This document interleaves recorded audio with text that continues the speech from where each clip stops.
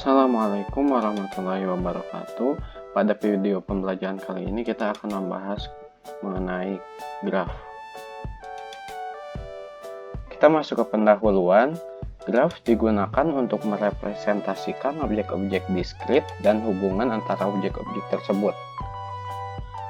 Yang dimana sejarah graf ini terjadi di sebuah jembatan Königsberg pada tahun 1736.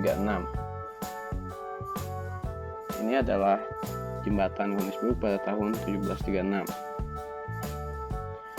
Yang masalahnya ialah, bisakah melalui setiap jembatan tepat sekali dan kembali lagi ke tempat semula?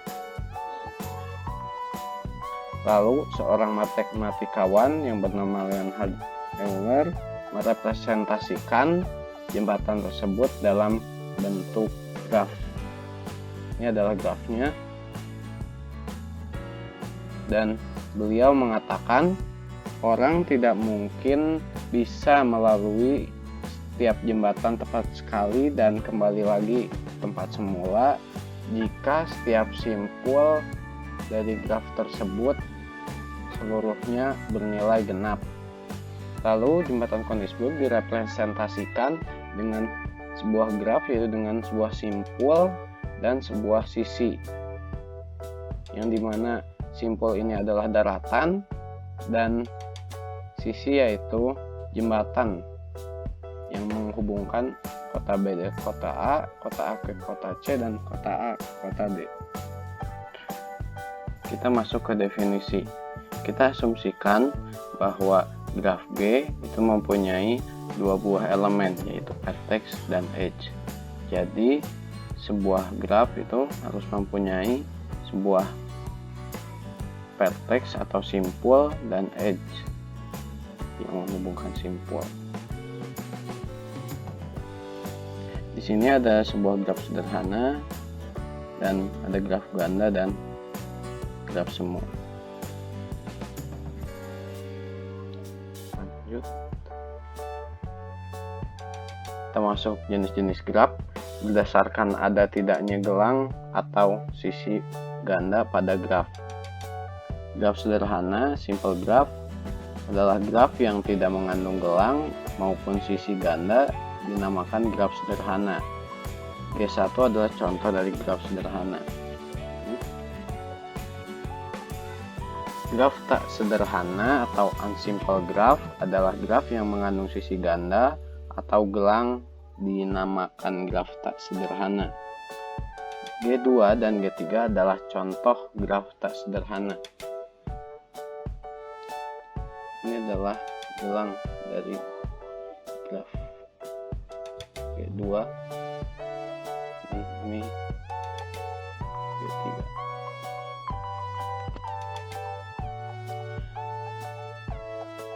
Kita masuk ke jenis-jenis graf berdasarkan orientasi arah pada sisi.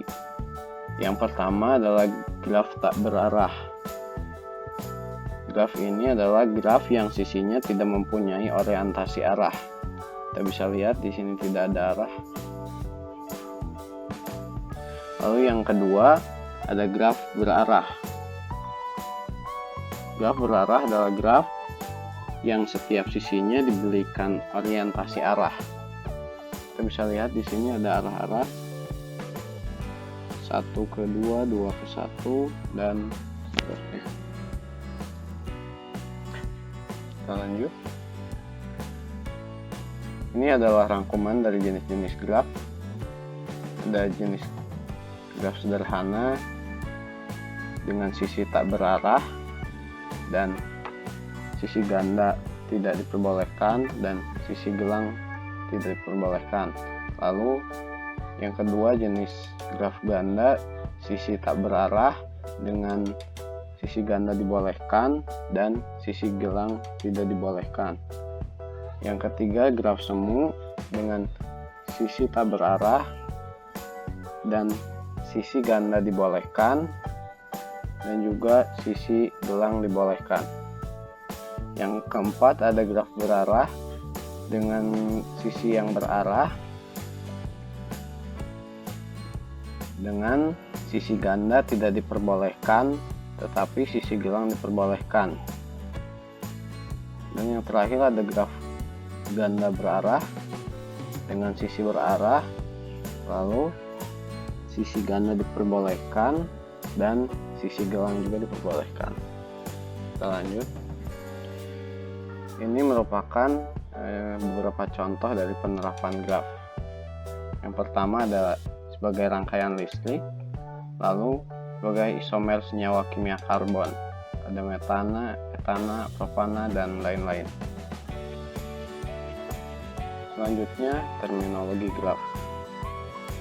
Terminologi graf ada ketetanggaan, bersisian, simpul terpencil, graf kosong, derajat, lintasan, siklus atau sirkuit, terhubung, upagraf dan komplement upagraf, graf rentang, cut set, dan graf berbobot. Lanjut. Selanjutnya ada juga beberapa graf sederhana khusus. Yang pertama ada graf lengkap, yang kedua ada graf lingkaran, yang ketiga ada graf teratur, dan yang keempat ada graf bipartit. Ini adalah contoh dari graf lengkap, ini contoh dari graf lingkaran, ini contoh dari graf teratur, dan ini adalah contoh dari graf bipartit. Kita masuk ke representasi graf. Graf memiliki representasi yaitu pertama matriks ketetanggaan, kedua matriks bersisian, dan yang ketiga senarai ketetanggaan. Kita masuk ke graf isomorfik. Dua buah graf yang sama tetapi secara geometri berbeda disebut graf yang saling isomorfik. Dua buah graf G1 dan G2 dikatakan isomorfik jika terdapat korespondensi satu antara simpul-simpul keduanya dan antara sisi-sisi keduanya sedemikian sehingga hubungan kebersisian tetap terjaga.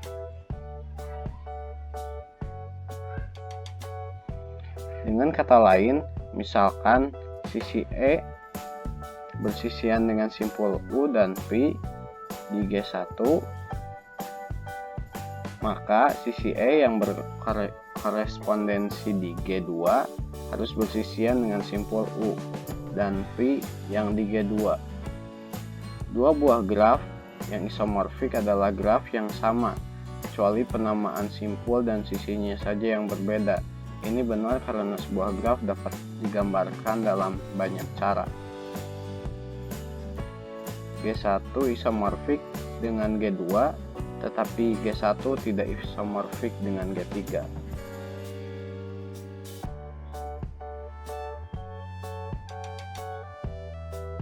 Dari definisi graf isomorfik dapat dikemukakan bahwa dua buah graf isomorfik memenuhi ketiga syarat berikut.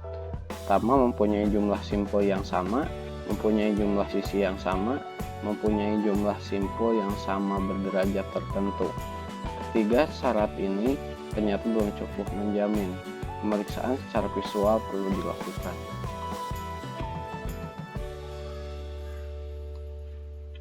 Kita masuk ke contoh 1. Berdasarkan graf pada gambar di bawah ini, tentukan dan berikan penjelasan. Apa yang dimaksud dengan sirkuit Euler dan sirkuit Hamilton? B. Apakah graf merupakan graf Euler, semi Euler, atau bukan keduanya? C. Gambarkan sirkuit atau lintasan Euler dan Hamilton dari graf tersebut jika ada. Kita jawab A. Sirkuit Euler adalah sirkuit yang melewati masing-masing sisi tepat satu kali. Sirkuit Hamilton adalah sirkuit yang melewati masing-masing simpul tepat satu kali. Graf ini merupakan graf semi Euler. Graf ini bukan graf Euler karena terdapat simpul berderajat ganjil, yaitu pada G dan D. Graf ini semi Euler karena jumlah simpul berderajat ganjil berjumlah tepat 2. Contoh dari graf Hamilton yaitu dari E ke C ke A ke B ke F ke D ke G ke E.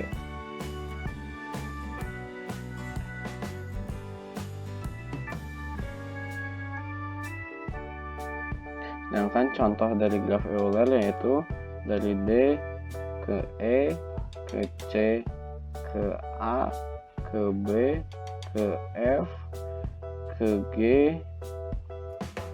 ke D ke F ke E lalu ke G.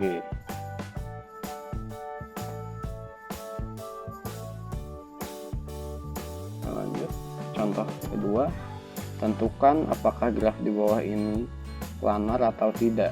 Jika ya, tunjukkan graf planarnya tanpa jalur yang bersilangan. Graf ini adalah graf planar dan ini merupakan graf planarnya.